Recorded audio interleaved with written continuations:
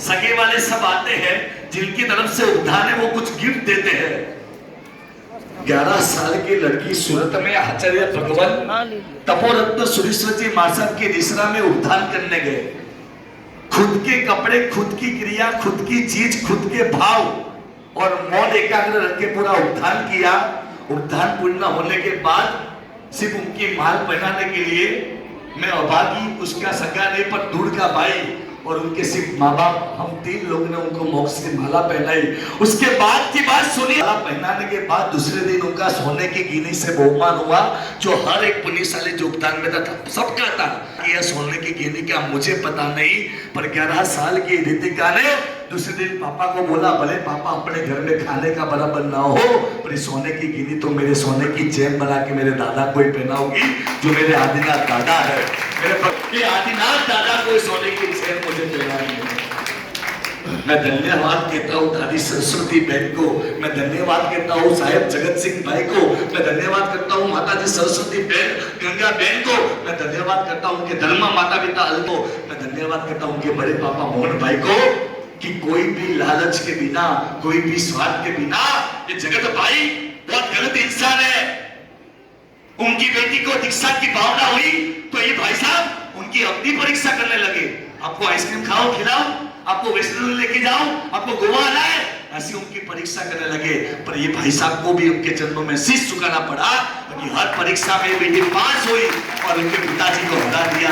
पिता, ये जन्म मिला है तो प्रभु के वेश पहनने के लिए मिला है। तेजस भाई, बहुत छोटी बात पे बहुत बड़ी बात कर रहा हूँ। रितिका बहन का आज तक का मैंने चनिया चोली में एक भी फोटो नहीं देखा था।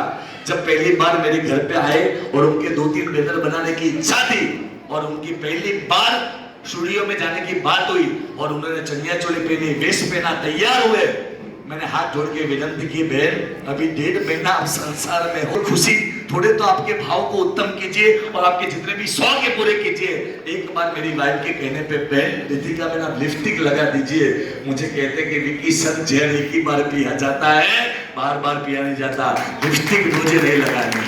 मैंने आज तो उनको कसम दिया है। तब हमारे पूनम बहन तैयार करने वाले मेकअप वाले बहन आए और उनको तैयार किया है।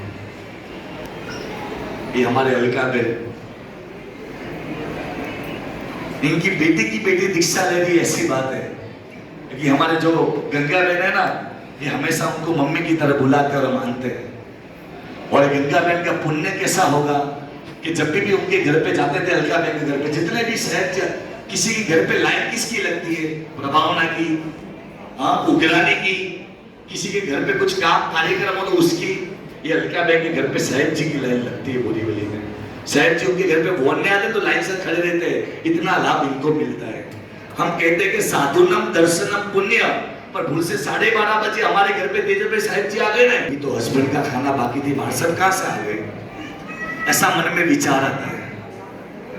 कोथमीर की सीजन चली गई, फिर भी सब्जी दाल में और दाल का नहीं गोचरी का मर्डर करते हो कि साहिब जी बोल ही नहीं सकते।